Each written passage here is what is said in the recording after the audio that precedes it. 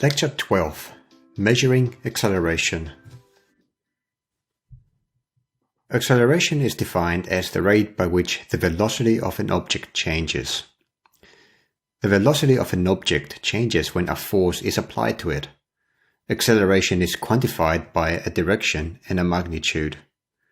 Direction is the way to which a force is directing the object, and magnitude relates to the strength of the applied force. Acceleration is described by Newton's second law. Having the ability to measure acceleration is very useful. For this purpose, we use an accelerometer. An accelerometer measures the force that is applied to a small test mass. This test mass is placed inside a device and is held in place by one or more springs or something equivalent. As gravity or other forces are applied on the test mass, they make it move towards a particular direction. The device measures the distance this mass travels from its resting position. The longer the distance, the stronger the force. Imagine the accelerometer or yourself in free fall. The test mass, as it's falling, is feeling no force being applied upon it. In a free fall situation, the accelerometer would report no acceleration at all. We use accelerometers in cars to detect collisions and deploy airbags, or to gather performance statistics. Accelerometers are embedded in smartphones to provide orientation information and for making games that are played by moving a controller device. You could use one in a toy car so that the car's wheels stop spinning if it has turned over, or to make toys that react to the movement of a controller in 3D space. Accelerometers are also part of inertial navigation systems, INS, that help vehicles like ships, planes, and cars maintain knowledge of the location when other positioning systems like GPS are not available.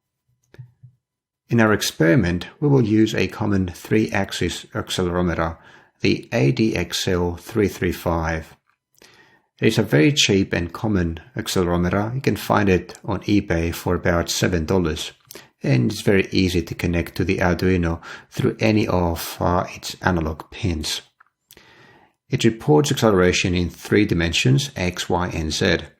It's very robust, and it can detect forces of up to 10,000 Gs, where 1 G is equivalent to Earth's gravity at the surface. The circuit we'll put together contains the Arduino, 5 jumper wires, and the ADXL335 3-axis accelerometer. The sensor takes 3 acceleration measurements for the 3 dimensions. The Arduino reads the analog outputs 0, 1, and 2, acquires the measurements, and prints them out to the monitor. One thing to be very mindful about is that this device requires 3.3 volts input, not 5 volts like the rest of the experiments we have done so far. If you provide 5 volts to this accelerometer, you're actually going to damage it. Let's have a look at the assembly. Connecting this accelerometer to the Arduino is very easy. All you've got to do is to use 5 wires to connect the 5 pins from the device to Arduino's power, ground, and 3 analog input pins. So just plug it anywhere on the board.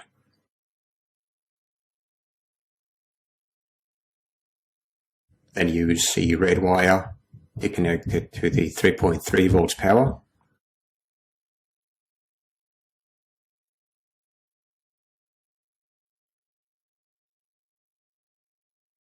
Black wire for ground.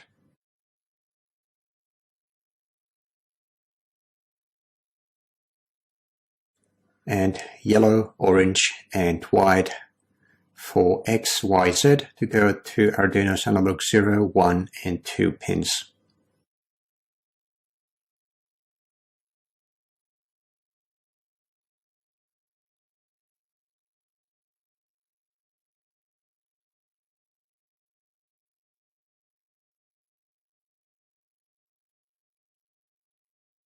With the wiring complete, I'll plug the Arduino into the computer and upload the sketch. And here's the output. As I'm moving the assembly up and down just looking at the values that are produced by the accelerometer. And this is the sketch we've uploaded to the Arduino.